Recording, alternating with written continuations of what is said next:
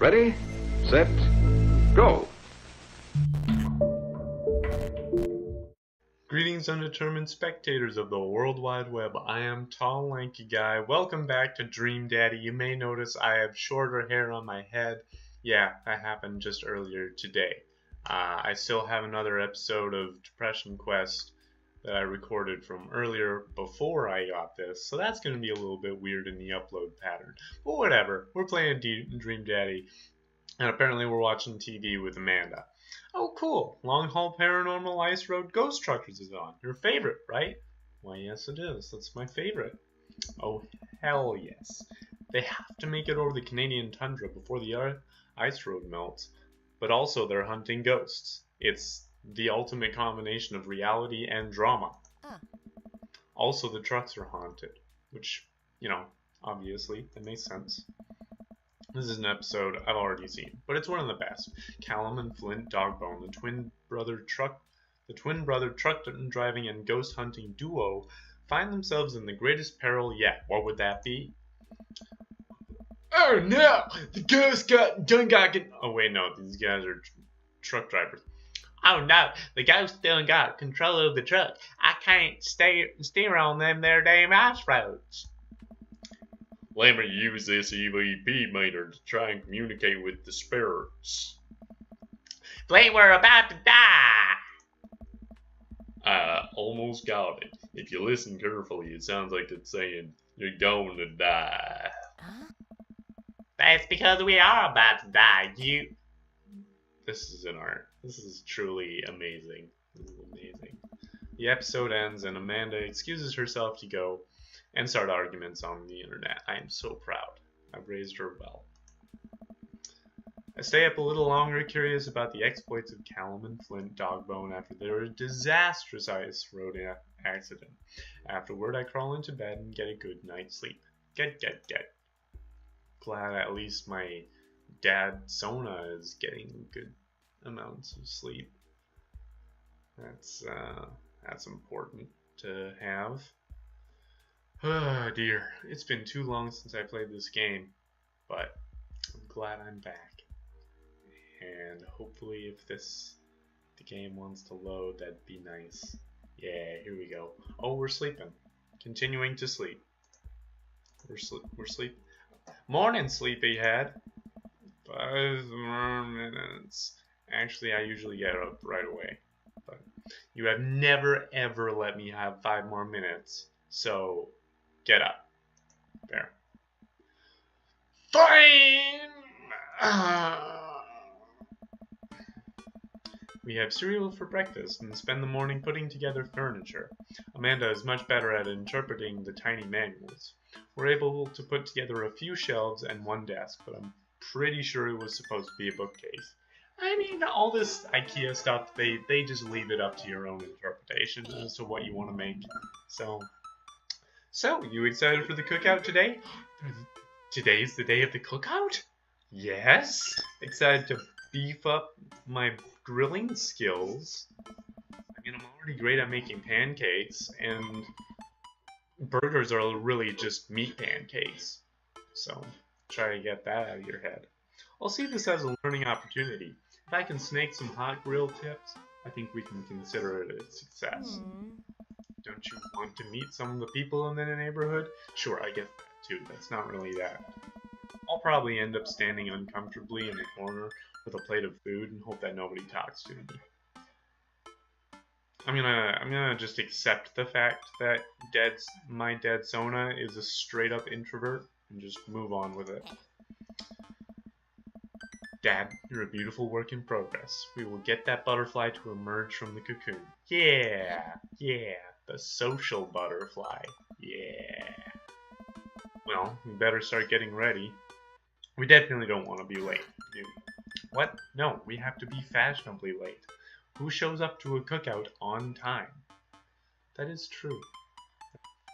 Very true. You always want to get there like partway through after they've started grilling. You know what? We're going early, just because you said that. Door, Amanda reluctantly follows. We walked across the street to Joseph's house with a store-bought excuse me. That could have been way better than it was. I'm ashamed. I'm a terrible cook if it doesn't involve a grill. Same! Oh. Yes, we're not as early as we thought we were. Joseph's backyard is already packed with people, and the smell of hot dogs wafts through the air. Small children run through a sprinkler, and adults chat in small clusters. I remember when I was small and innocent enough to run through a sprinkler. I could probably still do it if I had a sprinkler and a big enough yard, but I don't. So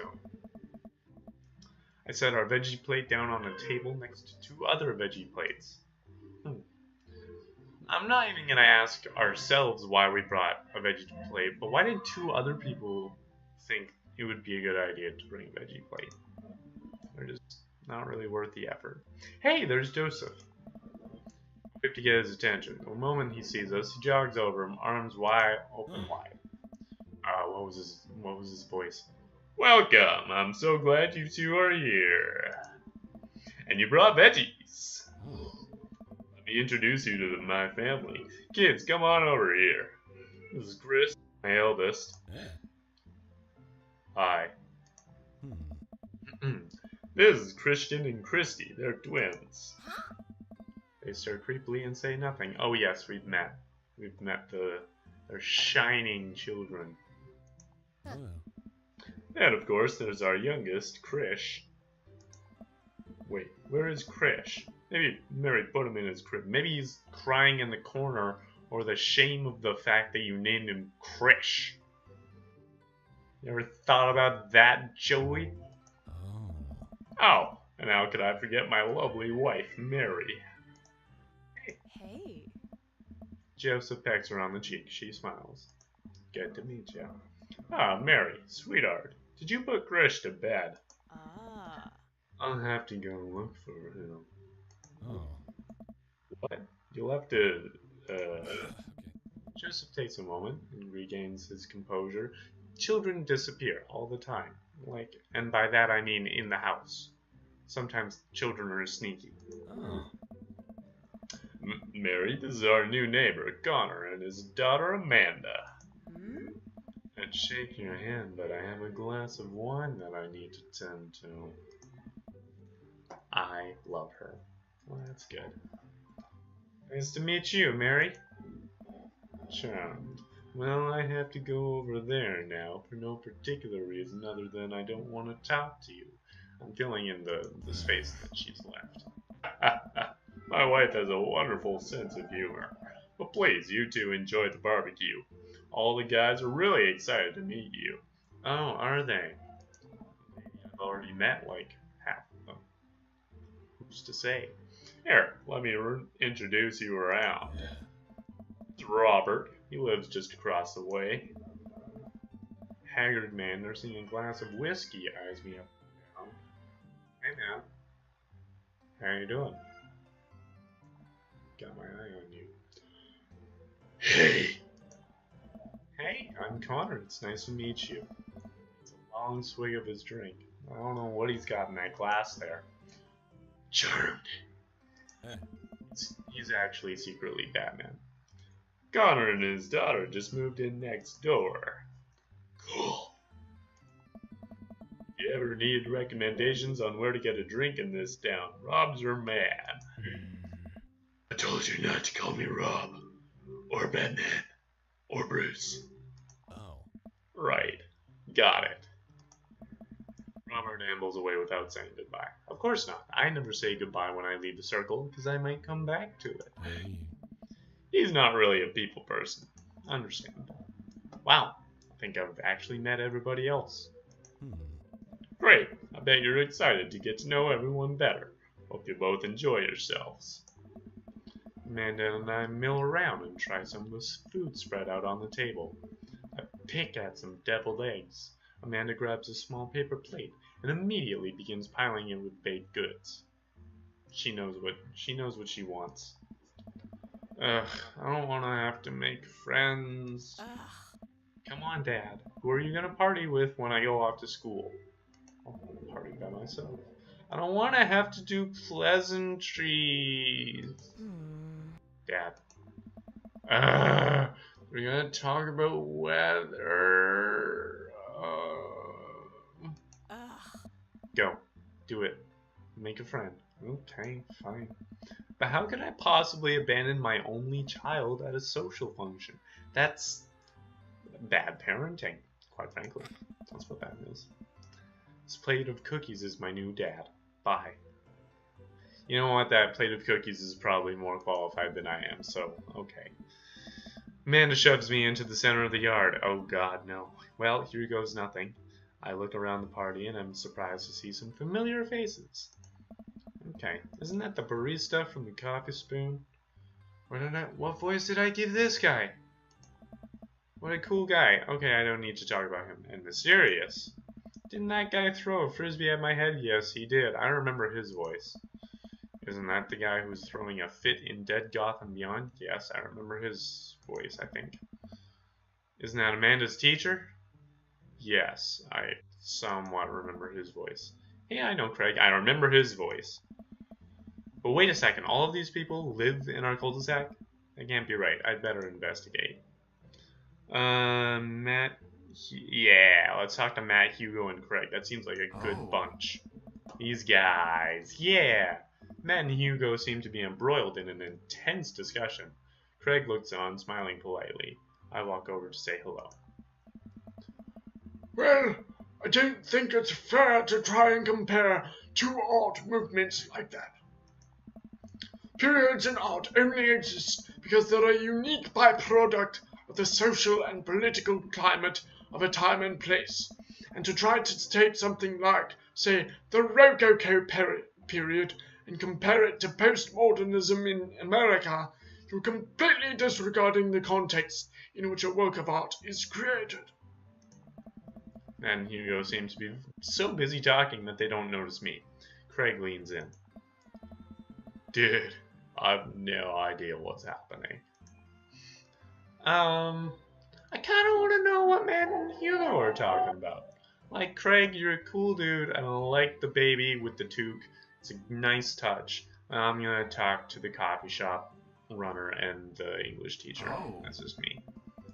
That kind of comparison just eliminates the reason art movements are so important in the first place. You're not wrong, but I think there's no harm comparing one work of art to another. You could definitely say one painting is better than another if you're evaluating technical skill from a purely formalist standpoint. This isn't his voice long term, I just think it helps in the context of the conversation. If I showed you a Matisse and then something by the Dutch masters, which one would you say shows more technical prowess? I'm so lost right now. I shoot a worried glance over to Craig, who returns. I'm actually not that lost. I know exactly what they're talking about. Well, sure, you could say that the Dutch masters were technically more skilled, but I would argue that while the Dutch masters were better painters, Matisse had better paintings overall. Well, that's pretty subjective. How do you mean? Well, art in general is often fairly subjective. Well, that painting of the guy with the apple in front of his face is pretty nice. Matisse rocks. That's a Marguerite. Why did I say that? Why do I say things? Why do I say things? Right. Art. Sorry. You're fine, dude. We were just discussing the importance of context when talking about artwork. Well, that helps, I suppose. Listen, all I asked was if you liked Van Gogh or Picasso better. Hugo throws up his hands in frustration. But they represent two completely different art movements. How could I possibly choose between the thick, creamy impasto of post-impressionism and the abstractionist beauty of cubism? You can just, choose. Man, that's all way above my head. I don't even know what cubism is. Most of those words I kind of understood, but for the most part, yeah. Me too. It's all good, man. The cool thing about art is that we all perceive it differently. A single piece could have a totally different effect on each person that looks at it, and that's awesome. That is pretty awesome. Now you're talking. Now you're speaking my language. Just 1 minute about that! Hugo, please. Hey. Sorry. I get really fired up about art stuff. That's cool. That's why you're my favorite. Hugo. I like Hugo. Oh, Connor, how are you liking the neighborhood? Yeah, it's pretty nice. Everybody's been super friendly despite the heated, pretentious art discussions. Oh. It seems like your daughter is fitting in just fine. Matt points across the yard to where Amanda, Daisy, and another young girl are playing. They're all sitting cross-legged in the grass, picking weeds and weaving them into little flower crowns. It's pretty adorable. The girl I don't recognize jogs over to us. Hey. What is it, sweetheart? It's the flower crown. I thought you looked cute in it. Hey. Well, there's only one way to find out. Matt takes the flower crown and places it on top of his head. Hey. He does look pretty great. He does look pretty cool. Am I cool now? Girl stares at him, thinking it over. No, but you're smiling. I can't even remember what this girl's voice was. But you're slightly less uncool than you were before you put it on. Oh. Hey Connor, this is my daughter. Hello. Hi, small. Hi. I guess you're not a small human. You're a smaller human. I'm Carmencita. Carmencita. Amanda comes over with Daisy in tow. Oh, I remember Daisy. She's the perfect child. Dad, look, I'm making friends. Are you making friends? You better be making friends. Be freaking expanding your social circles. Yeah, actually, Amanda, you remember the cool barista from the coffee shop? And my old college friend and your teacher. Oh, hi, Mr. Vega. I didn't realize we were neighbors. Ah. Yep. You still gonna get me that overdue term paper? Dad. Great seeing you. Amanda finger guns her way out of the conversation like a champ. I've taught her well. She learned the finger guns move from me. I'm very proud. She's definitely a charmer. Speaking of which, where did my son go? We're gonna have to find that out in the next episode, or the next video. This isn't really an episode thing. I'm not in a sitcom. But it's been great. So I'm gonna save here. And if you like this video, thank you very much for watching and liking it. If you did like it, if you want to click the little thumbs up button down there, if you want to leave a comment as to whatever dad is your favorite, you can do that.